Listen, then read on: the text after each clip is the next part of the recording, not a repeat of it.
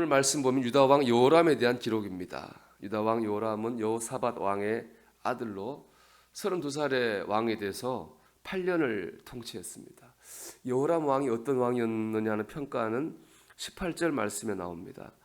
그가 이스라엘 왕들의 길을 가서 아합의 집과 같이 하였으니 이는 아합의 딸이 그의 아내가 되었음이라. 그가 여호와 보시기에 악을 행하였으나 그랬습니다. 그가 아합의 길과 같다, 집으로 갔다 그랬습니다. 아합은 북이스라엘의 왕이고요. 성경에 여러 번 나오지만 우상 숭배의 끝판왕입니다. 악한 왕이죠. 이 여호람 왕은 남유다의 왕임에도 불구하고 아합의 집의 길로 갔다고 하는 것은 뭐냐? 악한 삶을 살았다는 거예요. 그리고 그가 악한 삶을 그렇게 살게 된 이유는 무엇이냐? 밑에 보니까 아합의 딸이 그의 아내가 되었습니다. 그러니까 아합의 딸과 이 여호람 왕이 결혼을 한 거예요. 그러니까 아합의 영향을 받아가지고 악한 길로 가게 되었다는 것입니다.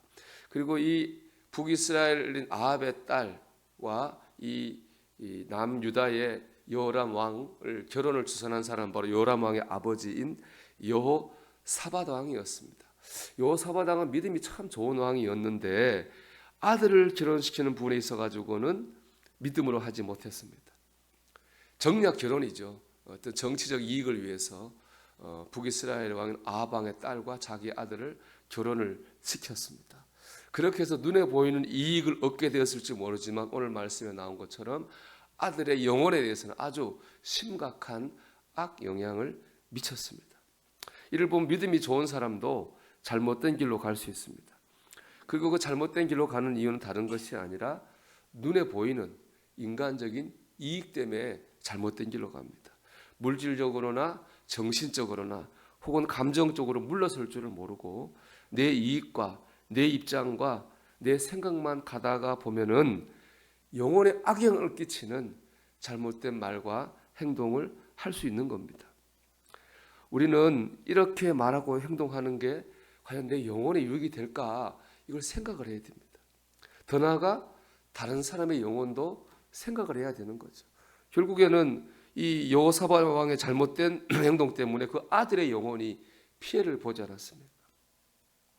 내가 영혼에 해가 되는 일을 하면은 자녀나 가족들, 다른 사람들이 영혼에 피해를 보게 됩니다. 여러분, 오늘 하루 우리가 어떤 말이나 행동을 하기 전에 이게 내 영혼에 유익이 될 건가? 이게 우리 가족이나 다른 사람 영혼에 유익이 될 건가? 라고 하는 것을 생각할 수 있게 되기를 주의 이름으로 축원합니다. 그게 또 내 영혼을 지키는 일이 될 것입니다. 그런가 하면 19절은 여호람 왕의 이런 악한 행동에 대한 하나님의 반응입니다. 19절 말씀 보면 여호와께서 그의 종 다윗을 위하여 유다 멸하기를 절개하지 아니하셨으니 이는 그와 그의 자손에게 항상 등불을 주겠다고 말씀하셨습니다라 그랬습니다. 악을 행하면 벌을 받아야죠. 그런데 하나님께서는 여호람 왕이 악을 행했음에도 불구하고 벌을 내리지 않았어요. 오히려 여호람 왕을 지켜오셨습니다. 마땅히 벌을 받아야 되는데 벌을 안 주는 것을 긍휼이라고 합니다. 그런가 하면 사랑받을 자격이 없는데 사랑해 주시는 것을 은혜라고 하는 거예요. 오늘 말씀 보면 여호람 왕은 하나님께 긍휼을 받았고 하나님께 은혜도 받았습니다.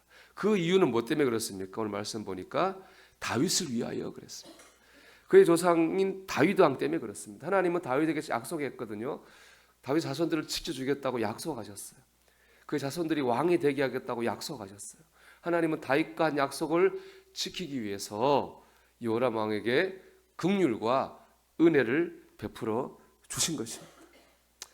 여러분, 유다 왕들에게 위대한 선조 다윗이 있었다면은 우리에게 누가 있습니까? 예수님이 계십니다. 다윗의 후손들처럼 우리는 예수님 때문에 은혜와 긍휼을 받습니다.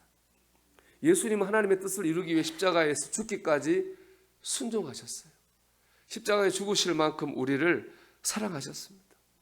하나님은 예수님 때문에 또 예수님을 통하여 우리에게 은혜를 베푸시고 긍휼을 베풀어 주십니다. 그렇다면 우리가 살 방향은 당연한 거예요. 우리는 예수님을 앞세우고 살아야 됩니다. 내가 뭘 잘하고, 내가 뭘 많이 알고, 내가 뭘 많이 가졌냐, 그건 하나도 의미 없어요. 그것 때문에 은혜와 긍휼을 받는 것이 아니기 때문에 그렇습니다. 지금 내 생각이 어떻고, 지금 내 기분이 어떻고, 지금 내 처지가 어떻고, 거기 매이지 말아야 됩니다. 예수님 통해서 은혜와 긍휼과 능력이 오기 때문에 우리는 그런 데 매이지 말고 예수님께 매이는 삶을 살아야 됩니다. 예수님 때문에 죄 용서도 받고, 예수님 때문에 구원도 받고, 예수님 때문에 천국도 가고, 예수님 때문에 은혜도 받고, 예수님 때문에 축복도 받습니다. 그렇다면 철저하게 우리는 예수님을 앞세우며 살아야 되는 거죠. 여러분, 우리가 제일 강할 때가 언제입니까? 예수님을 의지할 때입니다. 우리가 제일 지혜로울 때가 언제입니까? 예수님의 말씀에 순종할 때입니다. 우리가 가장 빛날 때가 언제입니까? 예수님을 자랑할 때입니다. 우리가 가장 의로울 때가 언제입니까? 모든 것이 다 예수님의 은혜입니다. 그렇게 고백하는 순간이 가장 우리가 의로운 순간입니다. 우리가 오늘도 예수님을 앞세우며 살기를 소망합니다. 오늘도 예수님 때문에, 예수님 통하여 하나님께 은혜와 긍휼을 받는 저와 여러분이 되기를 주의 이름으로 축원합니다.